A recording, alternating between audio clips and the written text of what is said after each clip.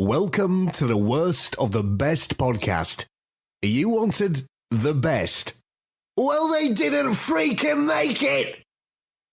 So here's what you get. From Canada, Ryan and Jason.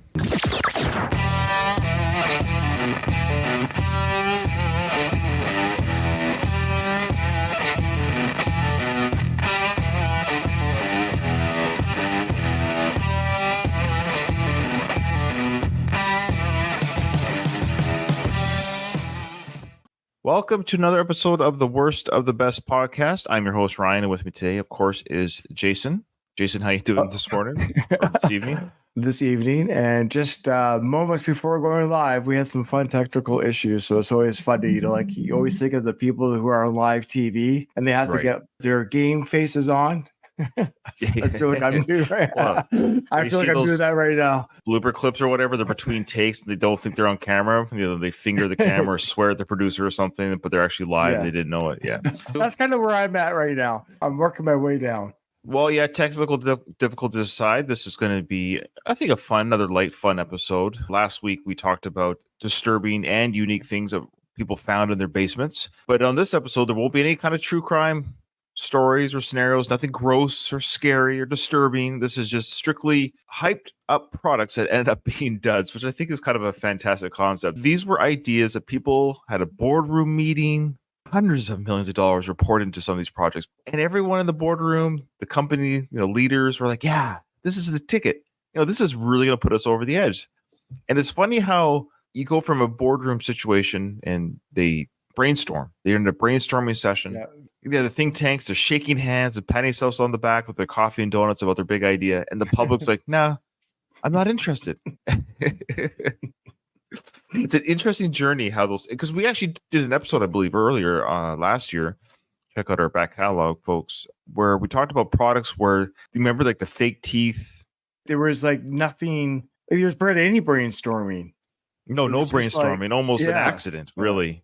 Yeah, and they become mega, like these fake teeth gimmick stuff become mega million household products, and they shouldn't even be successful, but they are. But the flip side, these are big companies. We're going to be going over some big companies who've hired the best in the business to come up with some, hey guys, let's make more money for a company that's already big. I don't think there's too many of these companies where people are like, who's this? What company's running this? I think for the most part, a quick search here again. Yeah, every product and or company we've heard of. There's no way that you're like, what company is this? So these are big time companies who are still big today for the most part, most of these, but they had some duds, Jason, throughout the years. So, Jason, our society is built on capitalism, where businesses make things for us to buy. This system encourages new ideas and improvements. But in a free market where companies compete, they can't just make one thing and be successful forever. Over time, products need to change, get better, and stay interesting. So that's your typical capitalism 101. You can't have the same product every year to a certain degree. You have to innovate, change, because other companies are doing it. And if you don't stay up with them, they're going to knock you out of the competition. You have to improve your products with the times. Sometimes when a company makes a new version of something we love, we're excited about it. But other times people don't like the changes and the product becomes so unpopular that stores can't even give it away. Companies often spend a lot of money on advertising and marketing to make a product successful, whether it's a new version of something we already like or a completely new thing. When even a big and well-known company spends a lot of advertising and people still don't want to buy the product, we call it a dud. These are the stories of the 10 biggest duds ever. Products that just didn't make it in the eyes of the public. Okay, Jason, we have coming in at number 10. Now, I know you remember this product. You were, yeah, I do. If my math is correct, I was about 17 when this came out. You were about 19. Crystal Pepsi. What do you personally remember about Crystal Pepsi? Just that it was clear. It was Pepsi that was clear. I mean, I remember seeing commercials about it. I can't really remember specific commercials. Obviously, there was a lot of, hype around it, commercials promoting it. Do you remember the commercial? Well, I'm sure there was a few. I just remember seeing commercials about it. It was Van Halen's Right Now would play the commercial. Oh, no, I don't remember that. I just remember seeing it, heavily on TV. It's funny that you forgot that. When these commercials were hitting the screens in 1992, Pepsi spent a lot of money. Like we said, they spent a lot of money on getting this product out there. They used Van Halen's incredible song Right Now. I'll play a few seconds of it so it doesn't get a copyright claim on our YouTube. I'll stop after a few seconds, but we all know the piano chord. So what happens is they played Right Now. That was it. They played segments of the song Right Now by Van Halen. Great song. I'll read you their slogan throughout the commercial. They have all these different images of the Pepsi and the guy skydiving and a gal drinking the Pepsi. This is gives you an idea here of what they would say during the commercial, the writing in the background of the music. So that was how this worked. So right there, it says, right now, somebody's trying Crystal Pepsi. So it shows a woman drinking the Crystal Pepsi. And yes, for our audio listeners. I remember this. Okay, good. Right there, right now, somebody's trying Crystal. Yes. Yeah. And they took this slogan or this idea of the words with the right now, somebody blank, blank, blank, blank from Van Halen's music video that did that. Right now, there's children starving in Africa. Right now, there's a mother who forgot their kid at school or whatever it was. Like all these stats in the 90s, wherever they got these stats from. They took that exact same, basically borrowed Van Halen's Right Now video and made it into a Pepsi commercial. So right now, somebody's trying Crystal Pepsi. So a woman's drinking out of it.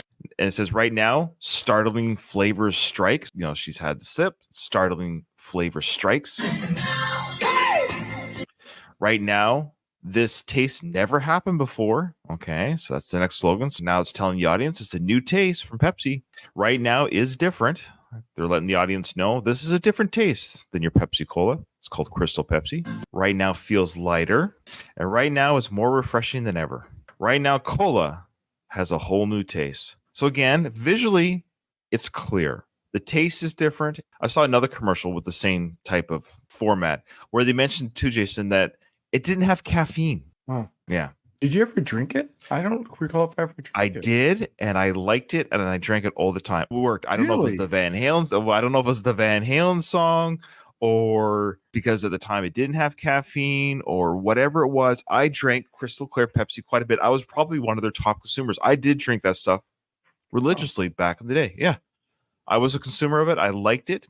I was one of the people that liked it, but this product flop. So firstly, Jay, there were issues with how the product was marketed and branded. But perhaps the most significant reason for its downfall was that the consumer simply didn't like the taste. So I was one of those people that liked the taste. Was it cola at all? It wasn't. It wasn't cola. It was a whole new drink. I think that's what threw people off. Basically, it's just a crystal clear drink. Looks like water. Like a 7-Up. It was a different flavor of 7-Up. It wasn't cola. Didn't have caffeine. It was just made by Pepsi. Right. And it just failed. They spent millions on advertising. It never paid off. Borrowing Right Now would have been a huge dollar amount because that was a massive song. And that was the height of Van Halen. Yeah. So there you go. Crystal Pepsi. I was a consumer of this product. I think of all these things that we're going through, and we're starting off with this one. This is the one product I remember the commercials. I was a fan of Crystal Pepsi. They did try revising the Crystal Pepsi almost as a nod to the past and hoping that people would forgive it in 2016, but it failed again. So. It's kind of like the way Metallica plays Saint Anger songs on their tour. They make fun of it, so to speak, but I think fans have actually enjoyed that album more now. But they tried with Pepsi in 2016 to come back with it, and it didn't work again. So I think we'll never see it again. Yeah, Crystal Pepsi. There you go, number 10. So would it have been better if they just didn't call it Pepsi? Because Pepsi Cola, like PepsiCo, the company Pepsi, they make other products. They make 7-Up, so they're competing with their own visually anyways. Right. So I don't know. They're kind of cannibalized themselves, I think. Yeah, it failed. Interesting. Interesting failure. Yeah. Apple Newton. So this was in 1993 when Apple released the Newton, a series of personal digital assistants. Remember those PDAs, Ryan? Oh, yeah. Did you ever have one? I think I did. I played with one. I'm not sure what I did with it, like what I would have actually done with it, but I think I had one. I don't know. I won't play the commercial. I went on YouTube, of course. There's like a 2-minute, it's not really a commercial in the sense you'd watch on TV for 2 minutes, but it was one of those, probably something they shipped off to investors or something. I don't know who they showed this to, but it's like a 2-minute commercial of all the crazy fun things you can do with the Apple Newton. Yeah, so this is back in 93. Apple aimed to be technologically innovative with this device, but it faced early challenges, especially with its handwriting recognition software.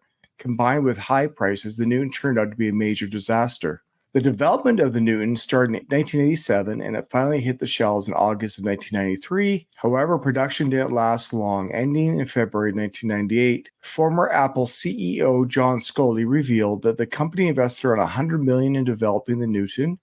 And interestingly, the term personal digital assistant was first used in connection with this device. This product, the Newton, coined that phrase PDA, personal digital assistant. Okay.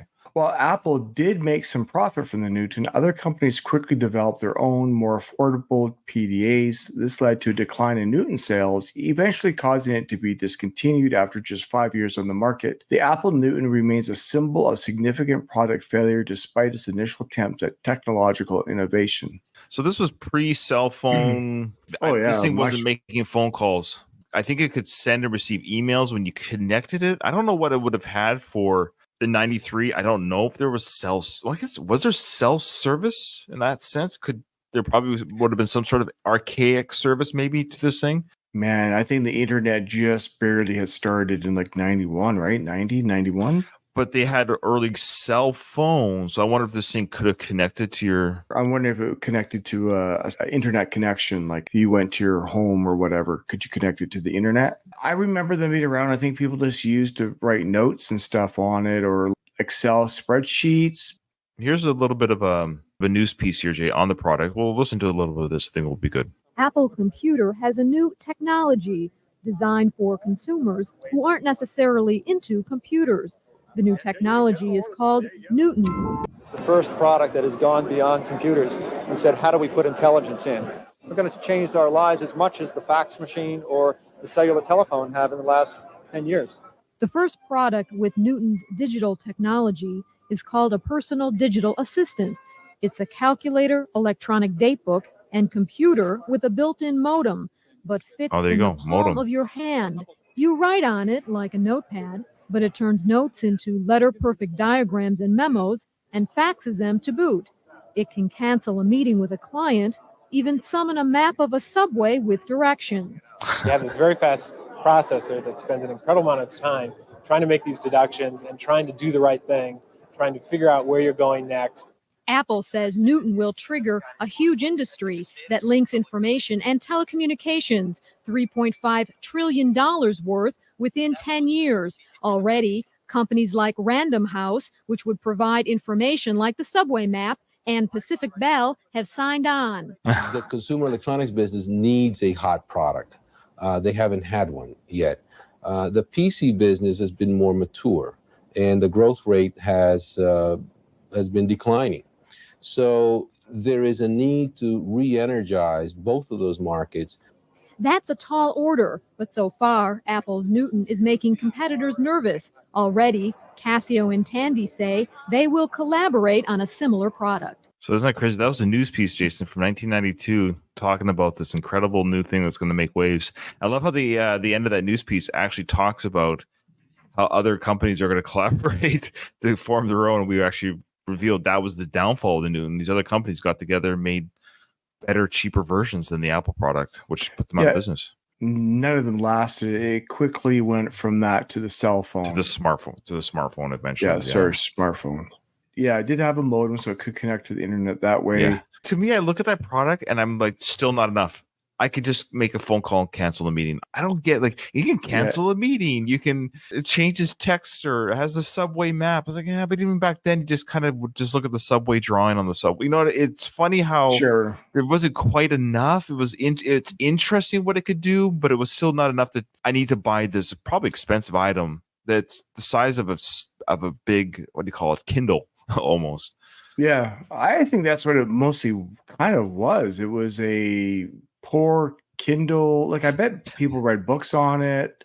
You know, you probably could do crosswords on it. I thought I saw one game thing. I think I saw a game tab, of course. Like, yeah. Funny to go back, and I never heard of that product in 93. Did you? I wasn't on top of the computer scene like that back then. Not necessarily the Newton, but I mean, I remember seeing people having them, and I remember them seeing them smaller. Those were quite big. I think you're thinking early 2000s. This is 93, so this is 31 years ago. Maybe.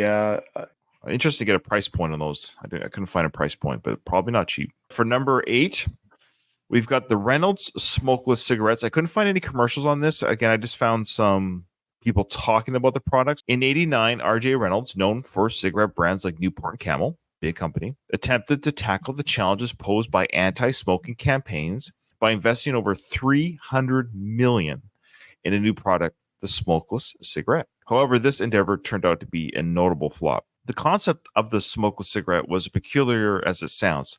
Unlike traditional cigarettes, this product heated tobacco without igniting it, resulting in a taste and scent that was quite different from a lit cigarette. The smokeless cigarette underwent testing in a limited number of cities in Arizona and Missouri. Unfortunately, the product faced multiple issues. Beyond offering a substandard flavor for smokers, it was challenging to light, and it failed to achieve the goal of creating a cigarette free from carcinogens. After a mere 5 months only on the market, R.J. Reynolds pulled the plug on the smokeless cigarette. The discontinuation was a direct result of consumers decisively rejecting the unconventional and ineffective product. Wow. So this was obviously the forefather of the e-cigarette.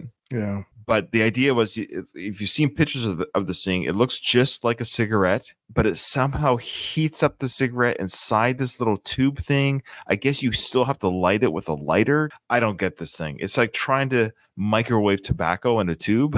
What do you think? Well, first of all, I mean, this is just a stepping stone to the vape. It is funny that they couldn't figure out how to do this. This technologically too difficult. And what's funny is that you're trying to technologically innovate on one of the most harmful habit-forming behaviors. Right. I just kind of roll my eyes at this whole, oh, darn, we can't sell cigarettes this way.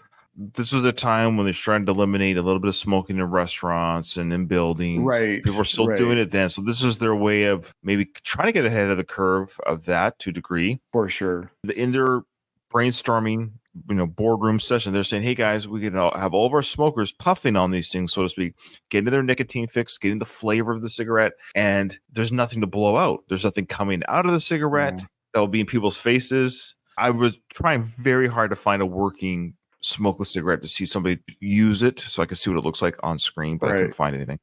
I'm sure they've scrubbed the whole internet of this thing. But 5 months, 300 million. That's like 600 million today, probably anywhere from 5 to 600 million today. It's dollars. That's a lot of money. That's an epic fail. Yeah. You got the next one there, Jay. In 96, McDonald's, the fast food giant known for expanding its menu, introduced the Arch Deluxe in an attempt to attract a more sophisticated customer base. Despite spending over $150 million on marketing campaigns, the burger didn't live up to expectations and was eventually taken off the menu before the decade concluded. In the effort to appeal to a more refined demographic, McDonald's enlisted the skills of fine dining chef Andrew Salvaggio to create the Arch Deluxe. This burger featured a quarter pound of beef on a split-top sesame seed potato bun, topped with a circular piece of peppered bacon, leaf lettuce, tomato, American cheese, onions, ketchup, and Dijon sauce. Regrettably, the Arch Deluxe became the biggest failure in McDonald's marketing history. Issues with the advertising firm, a disinterested target audience, and a lack of support from franchisees contributed to its downfall. Despite early projections anticipating it to bring in $1 billion for McDonald's, the Arch Deluxe fell far short of this mark. In 2018, the company attempted to revive the concept with the Arch Burger, a similar sandwich with a similar result, marking it as one of McDonald's most significant failures. Do you remember the Arch Deluxe? Yes, I think I do. I thought it was good. I do too. Well, you were part of that demographic they were hoping for. I was so sophisticated. I got it. I understood. Hey, McDonald's, I'm such a sophisticated picky eater. I get what we're doing here. I'm on board. Yeah, it's an odd approach because you have the restaurant basically saying, look, we know we're a fast food joint. The kids come in, scream and yell, birthday parties, construction workers grabbing the burger on their lunch break. We get it. Well, they wanted to make a burger, Jason, that was kind of like what you'd buy at a family restaurant. Like, I don't know. Yeah, like sit down. Yeah. TGIF or, Applebee's. That kind of like a little bit of a higher end burger with fries. And they say sophisticated, but the idea that you're not just going there for a cheeseburger and a hamburger and nuggets. You're getting the Arch Deluxe. And the commercial I pulled up on this, I'm not going to show it just because the whole thing it's nonverbal, but it shows two kids and it shows a boy and a girl kind of like on a date. I guess they're like 10, 12 years old. The boy, because he takes everything out of the Arch Deluxe and turns it into just a normal hamburger that kids enjoy. But the girl likes the Arch Deluxe. So the idea is that the girl is more mature and refined than this little boy. So that's why the Arch Deluxe is for the mature audience, for the let's go have a date at McDonald's, but we'll order the Arch Deluxe because that's a proper burger. Instead of going to the steakhouse, we're going to go to get the Arch Deluxe. That's right. They didn't go to the keg for their burger. They went to McDonald's. I mean, how sophisticated do they think their market will? Is there really a distinction between the Arch Deluxe and a quarter pounder of cheese or something? Like, I think the bun was different. That's what they're saying. There was like that slice on the top to give it a different look. I don't know why it failed. People just didn't order it. But I do get McDonald's when they go like, oh, we're going to offer apple slices instead of French fries, or we're going to, you can have a side of salad. Remember those salads? I don't know if they still sell that. I haven't gone to McDonald's in years. Oh, yeah. They don't have, I don't remember those salads. And then remember they even did pizza for a while. And then like the McRibs. Who is McDonald's really trying to fool? You're not a health restaurant. No one's going to, hey, I'm going to McDonald's because they have the salad or because they offer apple slices to my children. Like we're all faking ourselves out. Just stick with your burger fries. I just didn't think the Arch burger was that different in comparison to a regular hamburger. Like it's slightly different, but I didn't think it was so different that it would be not acceptable for the audience at McDonald's. So here is the Arch Deluxe. I got a picture of it here for our YouTube watchers, but I'll describe it for our listeners. So this is the idea. Yeah, the hickory smoked bacon. That's what I remember the most.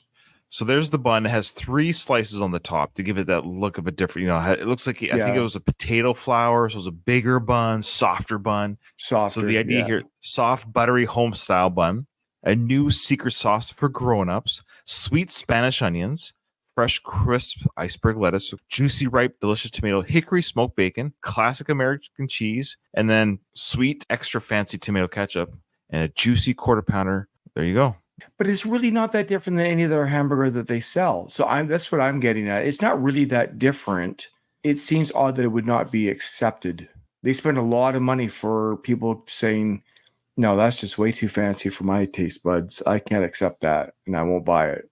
It's a weird one. I think I found an actual picture. Here's the picture here. So there it is, made. But how different does that actually look than any other burger? Well, if you look at this picture, it does look a little bit different than your common cheeseburger or even the Big Mac. This is a professional picture, of course, for the product. But it looks a little bit like the burger you'd find at Applebee's, the keg type thing. That's their whole point was look at this burger. What we're talking about. I think for me, it's the bun. Looks a little bit fancier. And it's the hickory bacon. The bacon was, if I remember eating this, the bacon was good. It had that little pepperiness to it. So, yeah, that's funny. Yeah, I'd eat it today. Sure, why not? Another food item, Jay. This is the Cosmopolitan yogurt. You remember this yogurt, Jay? Do you remember buying this yogurt? No, I don't.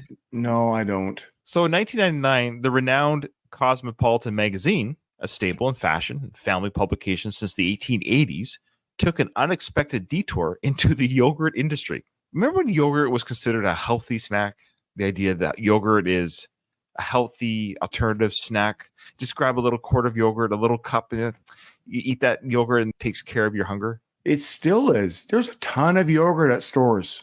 It's just candy. It actually isn't healthy. It's just full of sugar and dye. Weird how people think yogurt's healthy. Unless you get the literal plain yogurt with nothing on it. With nothing in it. The highest fat content from the animal. Yeah. This venture, however, turned out to be a brief and unsuccessful foray. During the late 90s and early 2000s, the yogurt market was already saturated for reasons unknown. Cosmopolitan decided to introduce its own yogurt line. So a very successful magazine decides, let's dip our toe into the yogurt industry. And this lasted 18 months. One significant hurdle was the high price point, with each cup costing over $1. $19.99, $1 for each little, probably those self-serving little cups. Yeah, yes. So they were selling the name brand, right? This is a Cosmopolitan yogurt because our models are thin on our magazines. You too will be thin when you eat our yogurt. So the attempt was to combine the realms of sex appeal and dairy consumption. Was a bold move, but it didn't resonate well with Cosmopolitan's readership.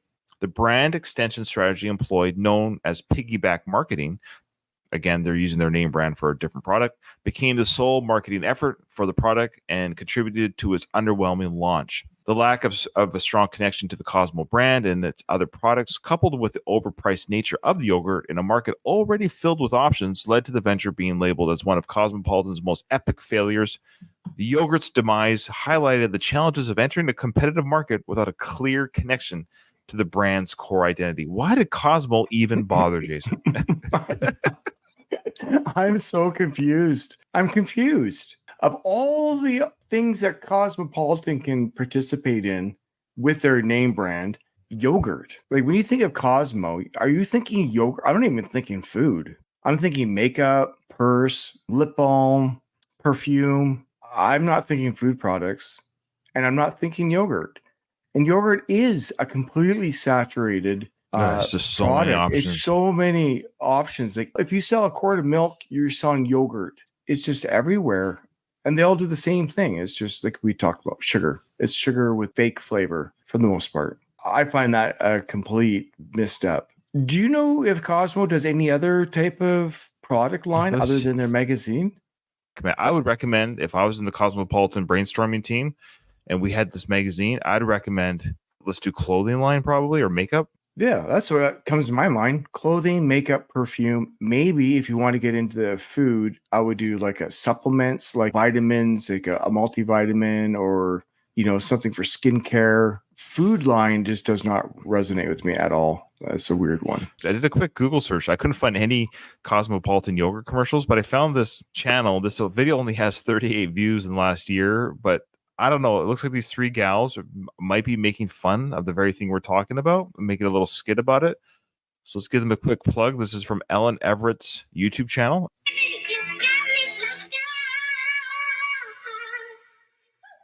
I want to do a transition like that. So it shows a girl she looks like she just stepped with a shower. She has no makeup on. She's looking at a Cosmopolitan magazine, and she just said the words, I want to do a transition like that. I want to look like this model in this magazine. I kind of see where this might be going. So she says, I want to look like the model in the magazine, she says. What is this? So an ad fell in the magazine. This is pretty good. I don't know why this is good. The girl saw an ad fall out of the magazine of Cosmo showing the yogurt, and then these two girls come out of the closet holding a Cosmo yogurt in their hand. They say hi. We're the Cosmo Fairies. Our Cosmopolitan yogurt includes all natural ingredients, special skin vitamins, immediate results, and glowing and beautiful skin. We're here to help with your transition. I don't think the yogurt contains any of that stuff, but they're saying when you have a cup of yogurt, this is what's going to happen to you. So now she's being done up and made up by the girls. Makeover in the chair. Yeah. Oh, the top of it looks like they might actually have a real yogurt. The top of the yogurt, what did that read? You are beautiful from the inside out, because you're eating the yogurt and it goes in your side. Oh my gosh. That's probably what it said, Jay. So they open it for the girl, and she takes a big spoonful of the yogurt, and now she's all dolled up, makeup on, her hair done right. Hello, Mama, I'm here. Okay, I'm ready. Dang, little Mama, you look good. Oh, thank you. It's all thanks to my Cosmopolitan yogurt. That's it. So her date picks her up and says, man, you look good. It was a girl playing a guy. That was funny. And yeah, that's funny. Good for those girls. Good for them to do that. That's great. I'll give them a little bit of a shout out that we featured them on our episode, because I thought it was a well done skit. They're actually playing out exactly what we're talking about. I don't know what these board members were thinking when they presented this yogurt to their readers. Yeah, of all the products that you could market to your readership that would make them feel like that would somehow improve their life or their looks or their health, there's a billion of other things that you can do. That is just not something that screams at me that people would connect yogurt that strongly with. Interesting. Funny stuff. All right. But this is going to be hard to pick what we think is the worst flop. Okay, Jay, you got the next one. So Google Glasses in 2012. So I guess it was introduced as Project Glass, a moonshot technology developed under the Google X initiative, giving birth to what became known as Google Glasses. However, despite its potential, this ambitious project ended up as one of Google's notable failures. The primary issue stemmed from the product being mismarketed, creating a distorted public perception. Originally intended as a futuristic prototype, the launch generated significant hype, accompanied by a high price tag. Unfortunately, Google Glasses failed to live up to the expectations set by this pre-launch excitement. Google invested hundreds of millions of dollars in the research, development, and marketing of the product. However, they neglected to allocate sufficient resources to explain the functionality and purpose of the Google Glasses. The product lacked intuitiveness and failed to deliver what consumers believed they were promised. Within a short span of 3 years, Google discontinued the product, citing marketing missteps as a significant factor in its failure. There was no proper product launch, explanation, or mainstream advertising, making it challenging for consumers to understand and purchase the glasses. Despite its potential, Google Glasses turned into an epic fail due to a combination of mismarketing and inadequate consumer communication. Yeah, I agree because I'm actually confused to this day what they do. Me too. I don't know what they do. I mean, with all our smartphones and stuff, you can now just put your camera up to any product and it will tell you what it is. Oh, what's this? I'm looking at a sign in Chinese. It would, translate it for me. Right. That's what the glasses kind of were supposed to do, I think. I don't know. That could be a very good option. Yes, I'm looking at a foreign language and I have it automatically set that every time I see language, I want the glasses to translate it for me. Sure. I don't even know if it could do that, Jay. I don't know if it could look at a foreign language. Yeah, I have no idea. What does it do, Ryan? I only have one thing that came to my mind when I heard of Google Glasses. Taking photos of girls when you're walking around.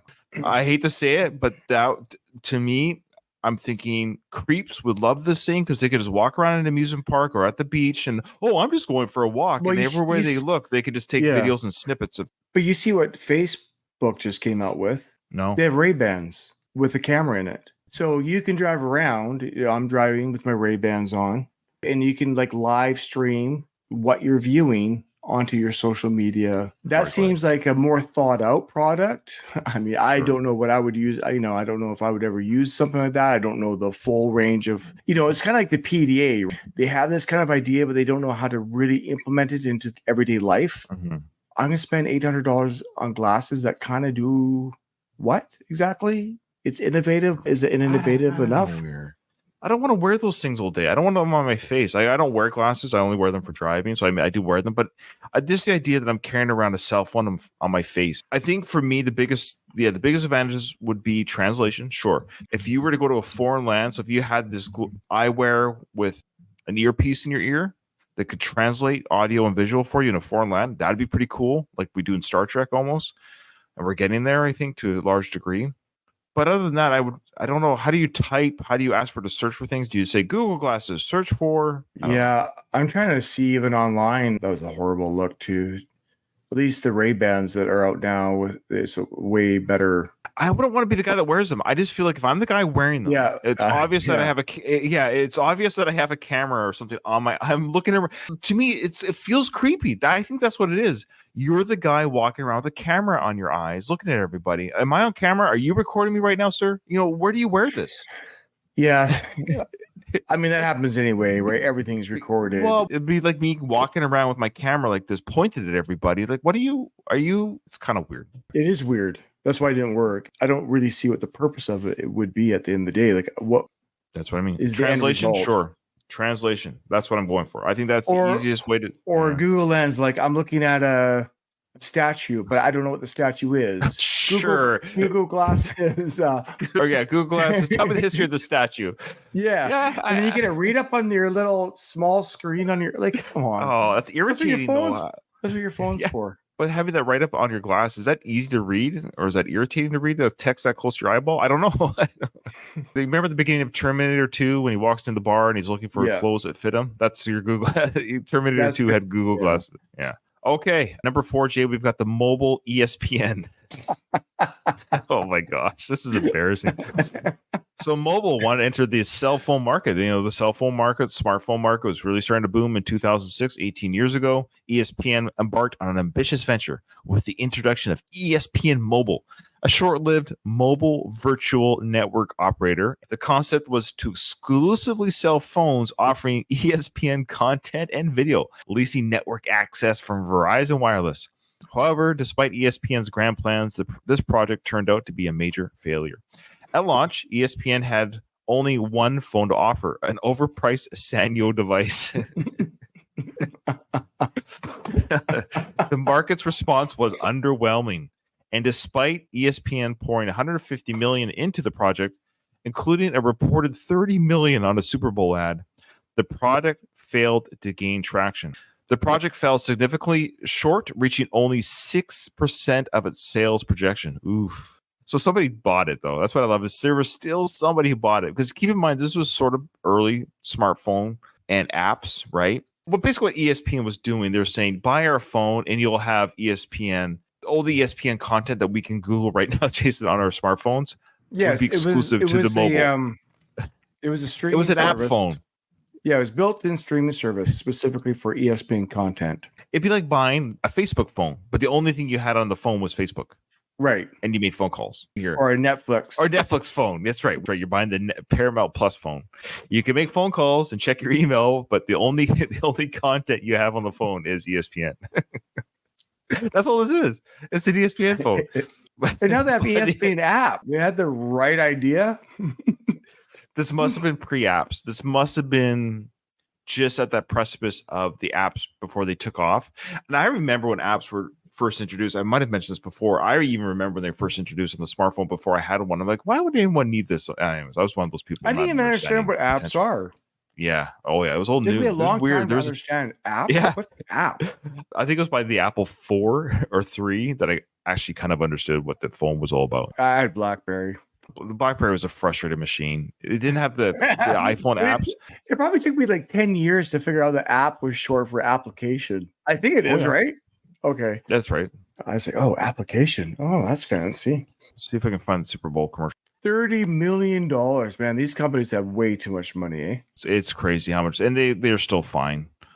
Holding the Sanyo cell phone. All the sports is happening around him as he's looking at his phone. All this sports is happening around him as he's walking down the street. Skateboarding, basketball, football, tennis, baseball.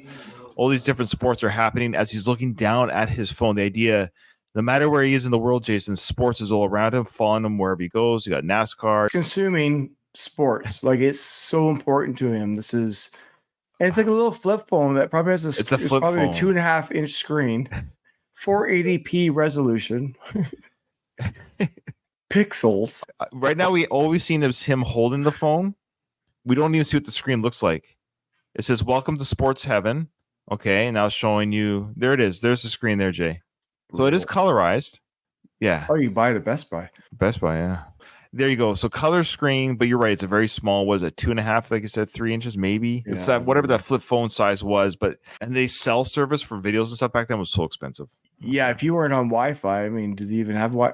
I actually remember going to the phone, and they're like, "Do you want this?" Like, there was like 2 phones, one without Wi-Fi or one with Wi-Fi. Yeah, because Wi-Fi wasn't even that ubiquitous yet. You know, not everybody has Wi-Fi. Not everywhere you go has Wi-Fi. It's just like, is there any point of having Wi-Fi when all you're going to use your phone for is phoning and text messaging? So that was a conundrum. Get the one with Wi-Fi or without Wi-Fi. The idea is it's a streaming device for one company on that phone, whereas now every phone has every streaming option available. They had the right idea, but like you said, you're basically buying a cell phone. It's an app. You're buying the cell phone app, a singular app. All right, Jay, you got the next one. This is what kills me. I couldn't find a commercial for this. I don't even know if a commercial's made because this was in '74. But go ahead and talk about this one. In a surprising move in 1974, Gerber Foods, known for its baby food innovation since 1927, decided to shake up the industry with a unique concept: baby food for adults. Enter Gerber Singles, small jars featuring flavors like beef burgundy, Mediterranean vegetables, and blueberry delight.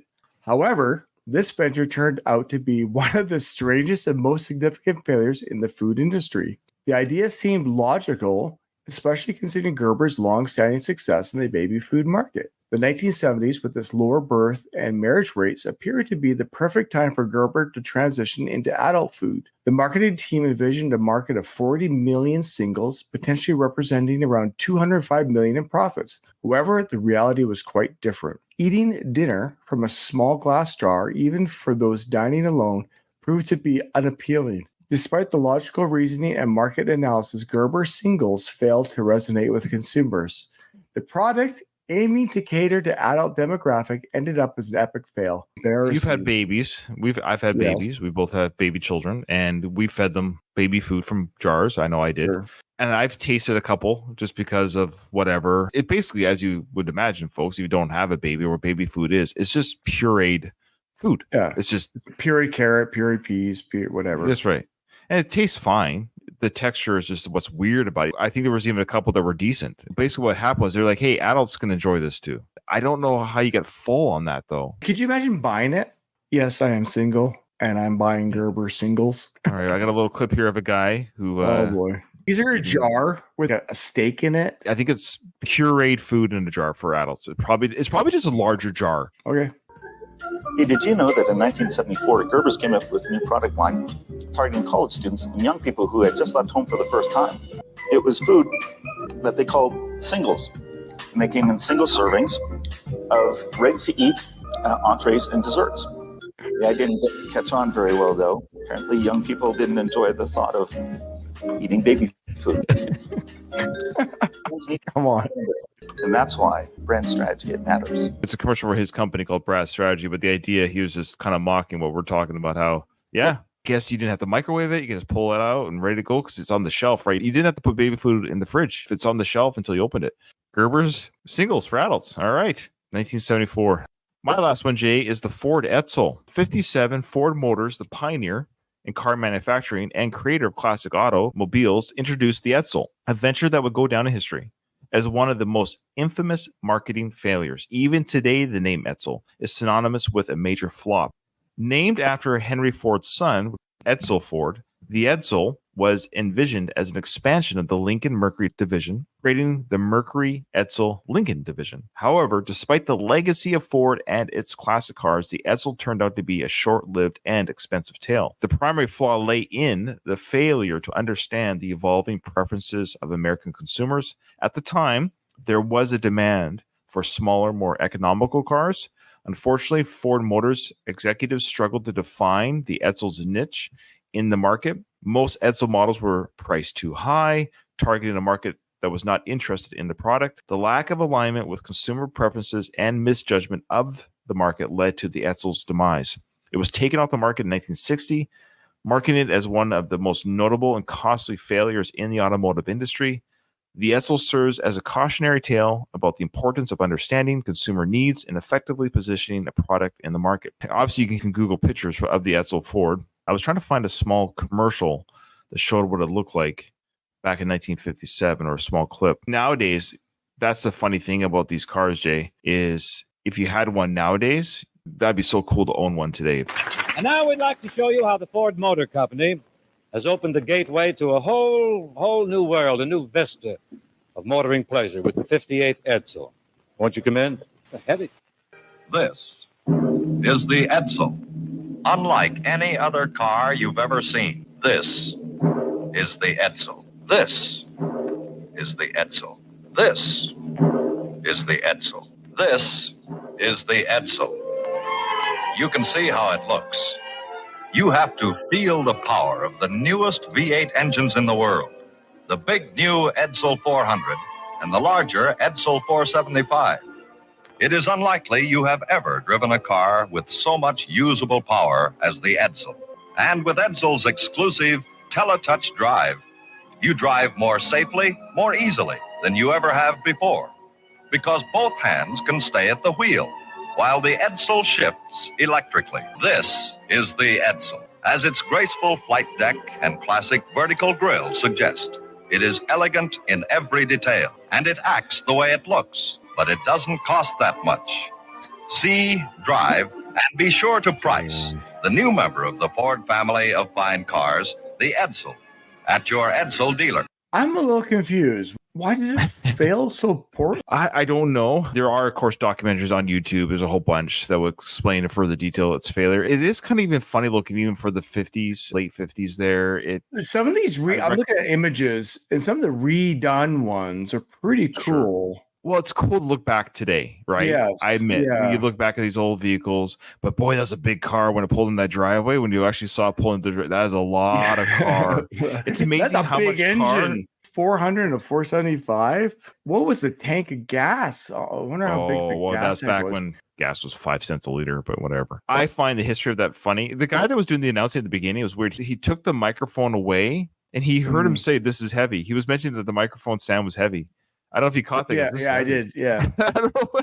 They didn't take that out of the commercial. He actually mentioned that the microphone stand was heavy. Anyways, I love that old timey stuff. Yeah, so take a look at our YouTube channel or just Google on your own what the Etzel looks like so you can kind of see what they're saying. This is the Etzel. Nobody bought it. I don't know what to tell you. I guess they were saying like it's just at the time they didn't want bigger, be more economic and smaller. It's a big car. It looks big. That is like that whole back end is the size of cars today. From the passenger seat to the end of the trunk is the size of a normal car. That's a big car, but that was back when there wasn't much traffic on the road. Could you imagine trying to parallel park that every day? No, it was bigger than a Ford truck. It was a big car. Holy like no backup cameras, no sensors, blind spot. All right, that was my last one. Jay, what's yours? So in the 1970s, a fierce rivalry unfolded in the world of home video formats. VHS versus Betamax. Betamax made its debut in 1975, allowing consumers to record up to 1 hour television footage. In response, VHS entered the scene in 1977, offering twice the recording time at 2 hours, sparking a prolonged battle between the two formats. The war between Betamax and VHS dragged on for more than a decade. Despite both formats having unique qualities, their similarities prolonged the format war. Ultimately, VHS emerged victorious, overshadowing Betamax, even though Betamax boasted a higher resolution. The VHS became the preferred choice for most consumers due to its affordability and long recording time, despite Betamax's initial popularity for nearly a decade. It has largely faded from public memory. Today, many people have never even heard of Betamax, making it one of the greatest epic fails of all time. The format war between Betamax and VHS serves as a classic example of how factors like affordability and practicality could outweigh technical superiority in determining the success of a product in the market. So what's interesting is, couldn't Betamax just put on twice the amount of tape? I don't know. I know the tapes were smaller. They were physically smaller. So I think their machines were smaller. So they would have had to change everything. They would have had to make their tapes bigger and the machines bigger. The VHS tape was a bigger tape. The cassette was bigger. Yeah. The Beta held less footage at a better quality. VHS held more footage at a lower quality. Most consumers, we were willing to sacrifice at the time, especially in the early 70s or mid 70s, early 80s. We were willing to sacrifice high def quality back then when our TVs weren't even high def. Exactly. That's part of the problem. Yeah, exactly. There is that rumor that Beta lost because of the adult industry. That is not the case. The adult industry was available in both formats, but again, people maybe wanted more of whatever it is. So you can just argue whatever that might be, people wanted more of on one tape. That being said, yeah, VHS, I get it. Love that one. That's just a typical of just supply and demand. I mean, people wanted more for less and they got it with the VHS. Hey, look at that. More for less with the VHS. That's your slogan. It's similar to how MP3s versus high definition audio. We were okay getting compressed sounds, and the MP3 is not a high quality audio versus a CD.